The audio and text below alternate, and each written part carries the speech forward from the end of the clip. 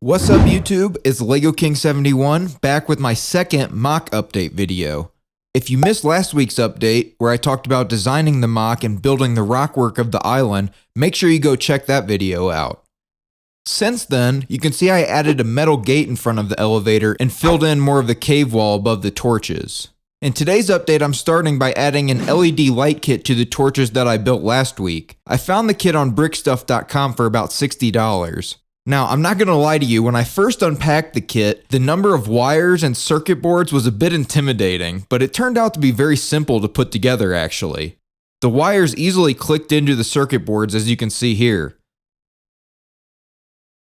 I found that the LEDs themselves are pretty bright, especially considering their tiny size. They easily fit through the square opening in the back of the headlight bricks. Another cool feature was that the circuit board and switch also have holes cut into them so they can be directly attached to the studs on standard LEGO bricks. Unfortunately though, the battery box doesn't have any such connection points, so I just built a small LEGO box to secure it to the base plate and prevent it from moving around inside the space between the cave and the outer rock wall. Here's a quick time lapse of me finishing the wiring. I turned off the studio lights in the room to try and give you a better idea just how bright these LEDs are.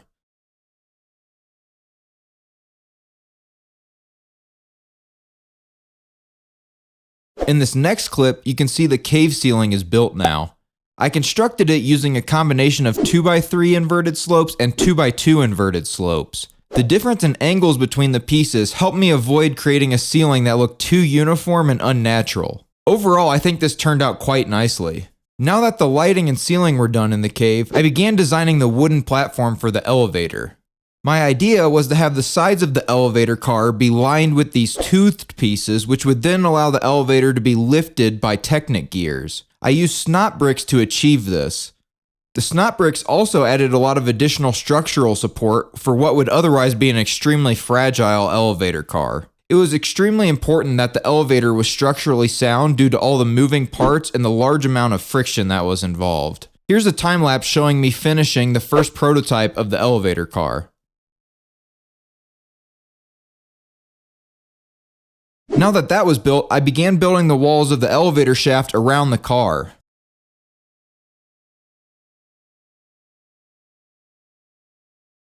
In this clip, I'm adding the main gears which will power the elevator. These are 24-tooth Technic gears.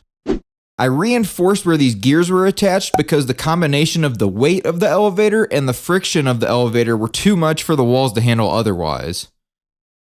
This clip is a perfect example of the friction causing the elevator to get stuck on the slight imperfections of the LEGO bricks that were making up the walls. I was able to resolve this problem later by designing roller wheels to roll against the walls rather than having the platform rub directly against the walls itself. You can see how much more smoothly this is working now. As I built the elevator shaft higher, I continued to add more rockwork around it.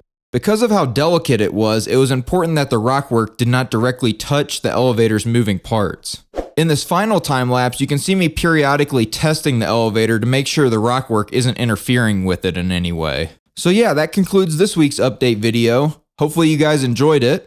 In next week's update, I'll be giving you a tour of the first level of the castle, showcasing the finished gates and elevator, the horse stable, the castle inn, as well as the cargo dock extension of the castle.